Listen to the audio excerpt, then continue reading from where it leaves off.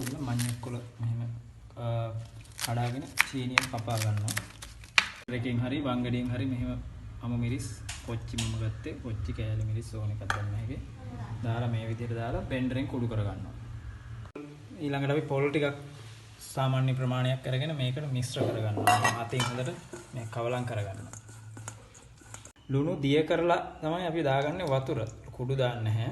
ප්‍රමාණවත් තරම් සාමාන්‍ය ලුණු රස අනුව අපි දාලා පොඩ්ඩක් ඒකත් අතින් මෙහෙම කවලම් කර ගන්නවා. ඊළඟට හදාගත්ත මැල්ලුම දැන් පොල් දාලා කුඩු කරගත්ත මඤ්ඤොක් කපල ටික අපි මේ විදිහට කට්ටියට දාගන්නවා. පස්සේ වතුර ස්වල්පයක් මේකට එකතු කරගන්නවා. අජිනෙම අර කෑවිච්ච වතුර ස්වල්පයක් මේ විදිහට මැල්ලුමට එකතු කරගන්නවා.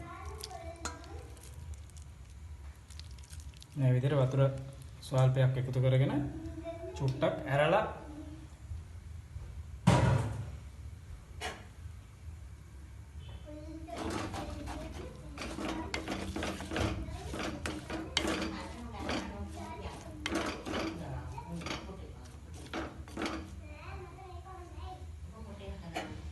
ඉස්සෙල්ලා මේක වහලා පොඩ්ඩක් තේරෙනවා. ඉන්පස්සෙ විනාඩි 5ක් විතර දැන් ගියාට පස්සේ මෙහිම ආපහු හැන්දෙන් පොඩ්ඩක් කවලම් කර ගැනීමක් කරන්න ඕන. මේ වෙලාවේ චුට්ටක් අපි ඇරලා තියෙනවා මේක විනාඩි 2-3. මේ හුමාලේ පොඩ්ඩක් පිට වෙන්න වාෂ්ප එළියට යන දැන් අපි පොඩ්ඩක් ඇරලා දෙනවා. විනාඩි 3ක් විතර ගියාට පස්සේ මේක අපි වෙන භාජනයකට ඉවත් කරගන්නවා. මේ හට්ටියෙන් ඉවත් කරගන්නවා. අපි බලන්න.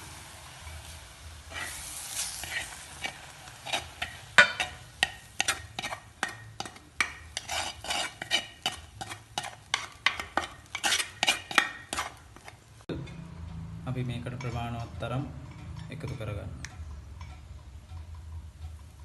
ලුණු එකතු කරගන්නවා. මෙන්න මේ වෙලාවේ චුට්ටක් මේ තෙල් එක බැදුනට පස්සේ අපි කෑලි මිරිස් ඕන නම් බැදපු මිරිස් හරි අපිට දා ගන්න පුළුවන්. මිරිස් පර කීපයක් අපිට මේකටම දාලා බැද ගන්න පුළුවන්.